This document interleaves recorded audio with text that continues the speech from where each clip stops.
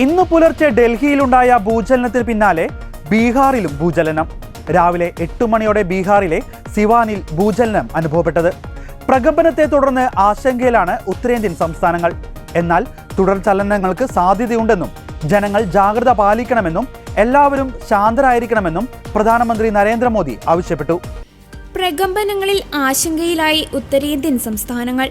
രാവിലെ 5:40 ഡൽഹിയിലാണ് 4 തീവ്രത രേഖപ്പെടുത്തിയ ആദ്യ ഭൂകമ്പം ഉണ്ടായത്. കെട്ടിടങ്ങൾ ശക്തിയായി കുലുങ്ങിയതോടെ ജനങ്ങൾ ഇറങ്ങിയോടി.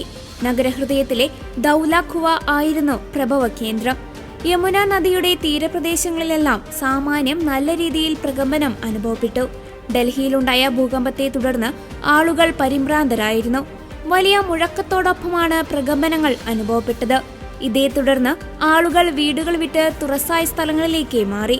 ഇത്ര വലിയ മുഴക്കം ഇതിനു മുമ്പ് കേട്ടിട്ടില്ലെന്നാണ് പലരും പ്രതികരിച്ചത്. ഡൽഹി, നോയിഡ, ഗ്രേറ്റർ നോയിഡ, ഗാസിയാബാദ് തുടങ്ങിയ സ്ഥലങ്ങളിലാണ് ഭൂചലനം അനുഭവപ്പെട്ടത്. മണിക്കൂറുകൾക്കുള്ളിൽ ബീഹാറിലെ സിവാനിൽ 4 തീവ്രതയുള്ള പ്രകമ്പനങ്ങളും ഉണ്ടായി. 8:30 ഒഡീഷയിലെ പുരിയിലും ശക്തമായ ഭൂകമ്പം അനുഭവപ്പെട്ടതായി റിപ്പോർട്ടുകളുണ്ട്. ഒരിടത്തും നാശനഷ്ടങ്ങൾ റിപ്പോർട്ട് ചെയ്തിട്ടില്ല. ഡൽഹിയിലുണ്ടായതിന്റെ തുടർചലനമാണോ ബീഹാറിൽ അനുഭവപ്പെട്ടത് എന്നതിൽ വ്യക്തതയില്ല. അതേസമയം 10 കിലോമീറ്റർ ആഴത്തിലാണ് ഇതിന്റെ പ്രഭവസ്ഥാനമെന്നാണ് ദേശീയ ഭൂകമ്പ പഠന കേന്ദ്രം പറയുന്നത്.